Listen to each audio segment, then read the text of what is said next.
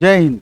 इस वीडियो में तीन चार बातों पर मैं डिस्कस करने वाला हूं और उसमें क्या क्या बातें होंगी पहले मैं एक शॉर्ट में आपको बता देना चाहता हूं, फिर उसके डिटेल में हम लोग जाएंगे। अगर आपकी ज़रूरत होगी तो इस वीडियो को आप ज़रूर देखिएगा। हम लोग चर्चा करने वाले हैं कि टीआरई 4.0 को लेकर के माननीय मुख्यमंत्री जी के ट्वीट के क्या है मायने। उसके बाद एस्टेट पे हम लोग चर्चा करने वाले हैं कि आखिर अब एस्टेट का क्या होना है, क्योंकि जो शिक्षा मंत्री का बयान है तो एस्टेट का मामला थोड़ा उलझता दिख रहा है। आखिर ये मामला कैसे सुलझे, इस पर भी हम लोग डिस्कस करेंगे। और लाइब्रेरी साइंस का क्या होना है, इस पर भी हम लोग डिस्कस करने वाले हैं। लेकिन सबसे पहले मुख्य जो जिन चीज़ों पर दिक्कत हम लोग डिस्कस करेंगे उसमें प्रमुख बातें होंगी कि मुख्यमंत्री जी जो कल ट्वीट किए, जिस ट्वीट के बाद अचानक छात्रों में उत्साह भर गया, तो उनसे हम स्टार्ट करते हैं। आप देखे होंगे कि परसों मॉर्निंग में एक हमने वीडियो डाला था कि एक ट्विटर कैंपेन को लेकर के सभी टीचर को एकजुट होने की ज़रूरत है कि आखिर टीआरई 4.0 का नोटिफिकेशन कब आएगा। क्योंकि हाल के दिनों में आप देखे होंगे कि टीआरई 4.0 का एक्टिविटी लगभग समाप्त सा हो गया था और छात्रों के मन में लगातार कन्फ्यूजन की स्थिति बन गई थी कि आखिर इलेक्शन से पहले टीआरई 4 आएगा अथवा नहीं आएगा। आखिर हम लोग जो सालों से लगातार तैयारी कर रहे हैं, महीनों से लगातार तैयारी कर रहे हैं, क्या हमारा तैयारी व्यर्थ तो नहीं चला जाएगा। और यही सोच के साथ बहुत सारे स्टूडेंट पटना में रह करके जो तैयारी कर रहे थे और जहां भी रह करके तैयारी करते थे, तो पटना वाले बहुत सारे छात्र बैक भी हो गए थे, घर भी लौट गए थे कि लगता है कि अब वैकेंसी नहीं आना है। सबसे पहले उन तमाम स्टूडेंट को हम कहना चाहते हैं कि अगर आप पटना रहते थे तो आगे का अब 3-4 महीना या 3 महीना बहुत महत्वपूर्ण आपके लिए होने वाला है।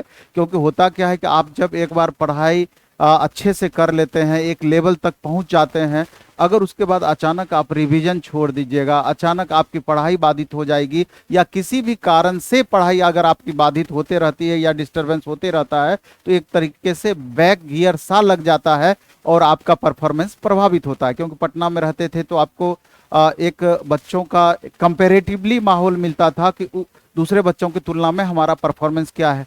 टेस्ट के माध्यम से पूरा रिवीजन भी होता था और आप अपने परफॉर्मेंस को जज भी लगातार करते रहते थे। इस बीच में जो आपका वीक पॉइंट था उसको भी इम्प्रूव करने का मौका मिलता था। इसलिए दोबारा से हम आपको कहना चाहते हैं कि अगर आप आर्थिक रूप से सक्षम हैं तो 2-3 महीने के लिए या जितने भी समय में आपका एग्जाम हो जाए तो आप पटना आ जाइए, क्योंकि ये 3-4 महीना आपके लिए बेहद महत्वपूर्ण रहने वाला है। और उससे फर्क पड़ता है, टेस्ट वगैरह से भी फर्क पड़ता है। क्योंकि बहुत सारे बच्चे जो टीआरई 2 में नहीं आए थे, 3 में आए तो कम से कम 10 नंबर का मार्जिन चला गया उनका।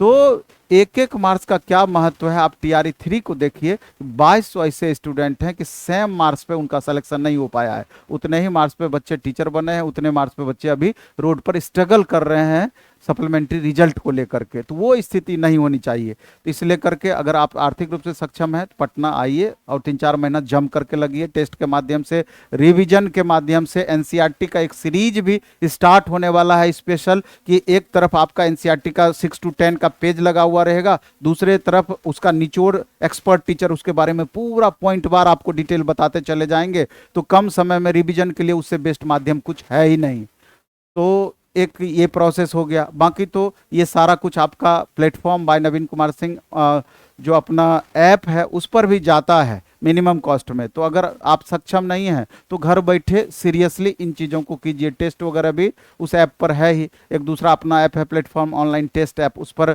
फुल सिलेबस का शनिवार रविवार को जो टेस्ट लेते हैं वो भी है। तो ये छोटी छोटी चीज़ें हैं। और बुक भी अपना प्लेटफॉर्म का रुक्मिणी पब्लिकेशन से आती है, वहाँ भी कंटेंट का कमी नहीं है। तो लेकिन जैसे भी हो पढ़ाई कीजिए, अच्छे से पढ़ाई कीजिए और रिजल्ट में कन्वर्ट करने का प्रयास कीजिए। क्योंकि आपको भी पता है कि टीआरई 4.0 अब तक का सबसे टफ एग्जाम होने जा रहा है। इसलिए करके अगर चाहते हैं कि एक सीट आपका पक्का हो, एक सीट आपके लिए रहे, तो उस हिसाब से मेहनत करना होगा। क्योंकि यहाँ पर आने के बाद आपके साथ मजबूरी भी रहती है कि टेस्ट हो गया, क्लासेस हो गया, फिर डिस्कशन हो गया। 8-9 घंटा तो समय हम ही ले लेते हैं, उसके बावजूद 4 घंटा तो आपको खुद से पढ़ना ही होता है। नहीं चाहते हुए भी 12-13 घंटा मेहनत करना होता है और सभी बच्चे लगभग मेहनत कर रहे हैं। तो अगर सब बच्चे मेहनत कर रहे हैं, अगर आप मेहनत नहीं करिएगा, मेहनत में कमी होगा, तो स्वाभाविक है कि परफॉर्मेंस में भी तुलनात्मक रूप से कमी होगा। अगर कमी होगा तो फिर रिजल्ट कैसे होगा? एक तो ये सवाल हो गया कि तैयारी से रिलेटेड अब क्या करने चाहिए हमको। दूसरा होता है कि अब एग्जाम टीआरई 4.0 कब तक हो सकता है, नोटिफिकेशन इसका कब तक आ सकता है। तो इसका दो मतलब है।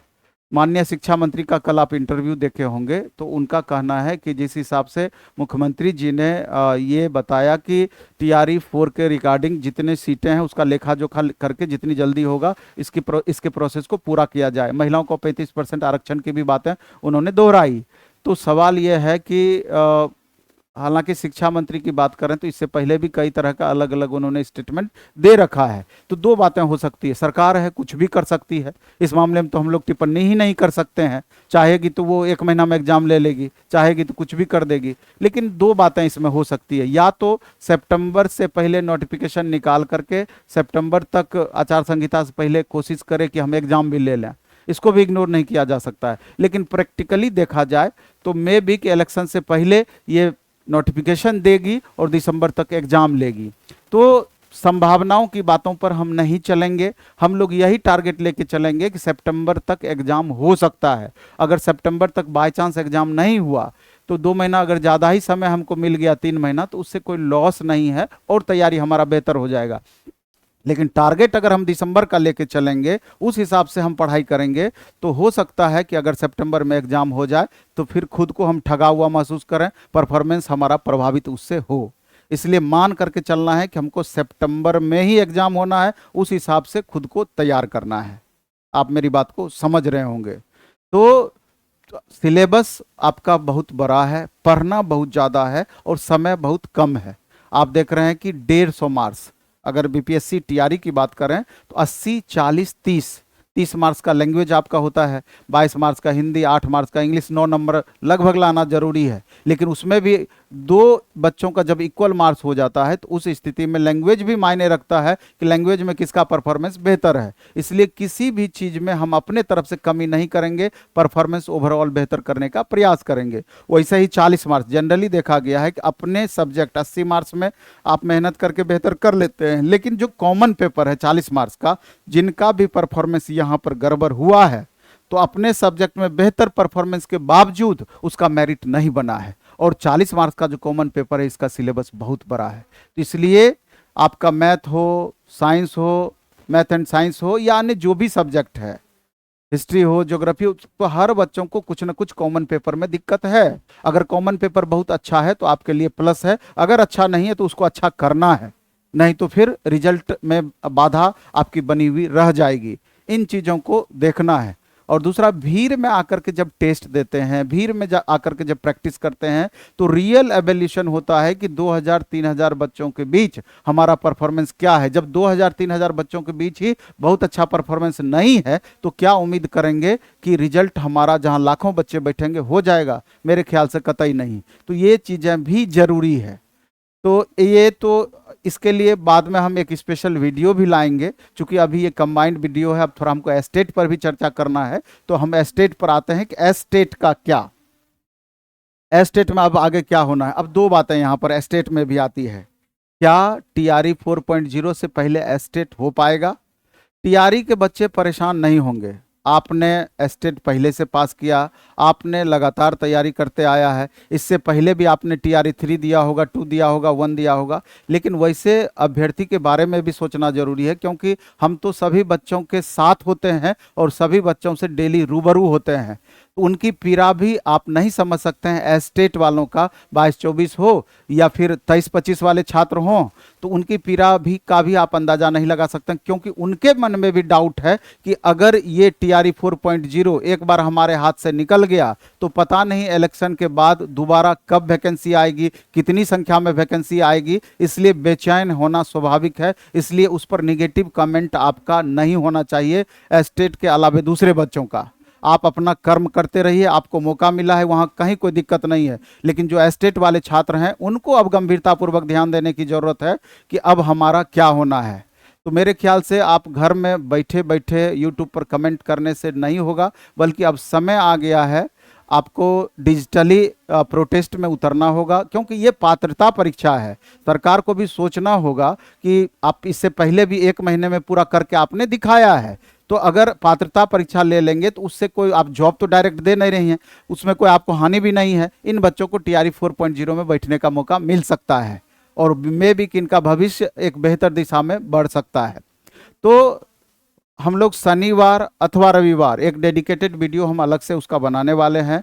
पहले एक ट्विटर कैंपेन रखेंगे एस्टेट को लेकर के, उसमें सीएमओ को टैग करेंगे, सीएम को टैग करेंगे, उसके बाद हम लोग डिप्टी सीएम को टैग करेंगे, एजुकेशन मिनिस्टर को टैग करेंगे, एजुकेशन डिपार्टमेंट को टैग करेंगे, जिससे कि हम अपनी बातों को संबंधित बिहार स्कूल एग्जामिनेशन बोर्ड को भी टैग करेंगे, संबंधित जो निर्णय लेने वाले बॉडी हैं उन तक पहुंचा पाएं, जिससे कि एक बार गंभीरतापूर्वक उनके द्वारा सोचा जाए कि बच्चों की मांग जायज है अथवा नहीं है।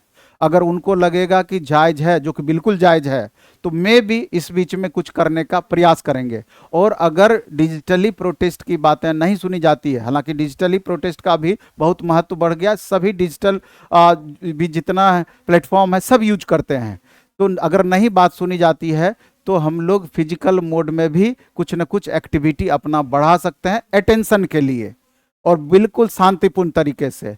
तो जो एस्टेट वाले अभ्यर्थी हैं वो जरूर इसमें कमेंट करेंगे, और तमाम शिक्षकों को भी पहले मैं बधाई देना चाहता हूं, और उनके लिए भी मेरा सम्मान बढ़ जाता है, क्योंकि उस दिन जब हमने एक वीडियो बनाया, शिक्षकों से अपील की, तो तमाम शिक्षक तुरंत एक्टिव होकर के उससे रिलेटेड वीडियो बनाए थे, और शायद उसी का प्रभाव रहा था कि आंदोलन को रोकने के लिए मैं भी तुरंत मुख्यमंत्री जी के ट्विटर हैंडल से ये बातें निकल करके आई हो। तो इसी तरीके से एस्टेट के मामले में भी अगर तमाम शिक्षक साथ देते हैं, एक प्लेटफॉर्म पे आकर के इस पर आवाज़ उठाते हैं, तो हो सकता है कि एस्टेट की तैयारी करने वाले बच्चों का भला हो पाए। तो इस पर एस्टेट के छात्र इस वीडियो में अपना कमेंट जरूर देंगे, और कोशिश करेंगे कि कमेंट आप उस तरह का देंगे कि एकजुटता बना करके आगे इसका प्रोसेस को बढ़ाया जा पाए। इसके बाद बात आती है लाइब्रेरी साइंस का। तो मेरे ख्याल से लाइब्रेरी साइंस में तो कोई कन्फ्यूजन ही नहीं है। लाइब्रेरी साइंस का जल्द ही आपका पात्रता परीक्षा का एलईटी का आपका इन्फॉर्मेशन आ सकता है, उसका नोटिफिकेशन आ सकता है, और जैसे ही पात्रता परीक्षा हो जाएगी तुरंत बाद इसका बीपीएससी टीआरई के साथ में हो सकता है कि इसका भी बीपीएससी एग्जाम बीपीएससी इसका भी नोटिफिकेशन निकाल दे। तो इसलिए जो लाइब्रेरी साइंस के अभ्यर्थी हैं तो तैयारी से लग जाएं। बीपीएससी जो एग्जाम कंडक्ट करेगी फाइनली उसी का आधार पर आपका सिलेक्शन होगा। तो एस्टेट और बीपीएससी लाइब्रेरी साइंस का दोनों आप एक साथ लेके चलें। अभी तो ऑफलाइन मोड में अपना बैच भी स्टार्ट हुआ है लाइब्रेरी साइंस का, और ऑनलाइन मोड में भी प्लेटफॉर्म बाय नवीन कुमार सिंह ऐप पर एस्टेट और बीपीएससी के द्वारा जो भी पूरा सिलेबस है एक में ही मिला करके, जिससे कि 2 बार आपको फी देने की जरूरत ना पड़े, ऐसा बैच दिया गया है। तो वहाँ से भी आप इसका लाभ उठा सकते हैं। बेस्ट फैकल्टी के द्वारा ये सब चल रहा है। तो इस वीडियो में हम इतना ही रखेंगे। पहले हम आपके कमेंट का इंतजार करेंगे, और फिर सभी के लिए डेडिकेटेड अलग अलग वीडियो के माध्यम से आगे का प्रोसेस हम लोग बढ़ाएंगे। बाकी टीआरई 4.0 का अभ्यर्थी अब सजग हो जाएं, एकदम अच्छे से लगिए, मन से लगिए। अच्छी अपॉर्चुनिटी आपके पास है, और इसको रिजल्ट में कन्वर्ट करने का प्रयास कीजिए। धन्यवाद।